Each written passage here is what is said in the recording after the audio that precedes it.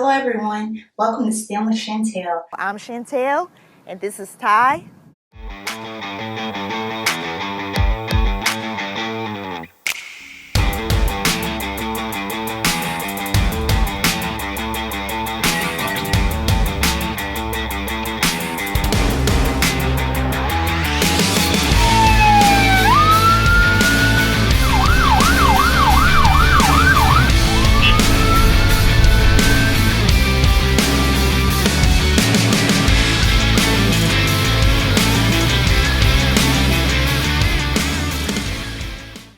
Hi guys, I'm Sergeant White from Jessamine County EMS, here today to talk about Stop the Bleed, bleeding control for you guys and kind of what we do when we get to a call.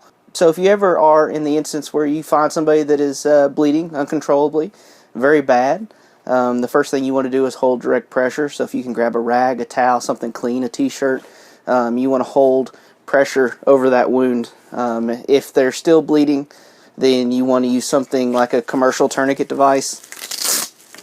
This is something that we carry that you can get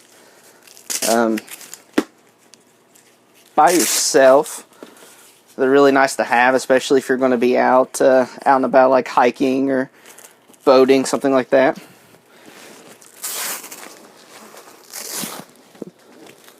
They go on high and tight. And this device here is just like a stick. It's called a windlass, and you crank it down until the bleeding stops. Keep cranking until it completely stops. It can be painful, so you might have to warn somebody. And once that bleeding stops, then you can put it in a little plastic device, and it's secure. This is one of the devices we use. If there's arterial bleeding, something of that nature that we can't stop with direct pressure. The biggest thing is direct pressure and activating 911. So sending somebody to call 911, calling 911 yourself, and then applying direct pressure. Other devices that we use on the ambulance, we have a pressure dressing. It's called an Israeli bandage. They're pretty cool. You can buy these over the counter as well. But they have a kind of mouth on them, a gator device, a gator grip that you can lock the bandage down and put a lot of pressure so that we don't have to hold pressure, so that we can do other things. And then just gauze pads, things like that, that you find in your first aid kit that you buy, at the store. Also, if you come across somebody that's bleeding or you're bleeding yourself, a sanguination or bleeding out, losing all your blood, your heart will stop and you'll go into cardiac arrest. So you can have smaller wounds that are just they involve veins. They bleed kind of slower, kind of leach blood out. And then if you have artery involvement, arteries will spurt blood. So bright red blood, and it'll shoot out of the wound. Arterial wounds like that are very hard to occlude. They're very hard to stop the bleeding. They'll take direct pressure, and they will take something like one of these devices, one of these commercial devices to stop.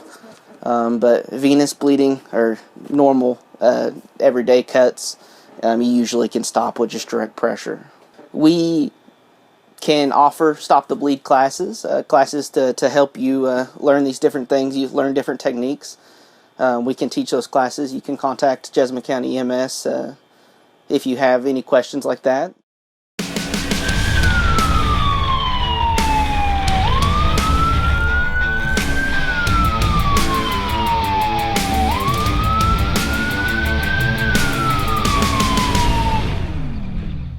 Thanks for watching. If you would like to see more STEM with Chantel videos, check out this playlist. If you want to know when JCPL puts out more content, click the subscribe button and a notification bell.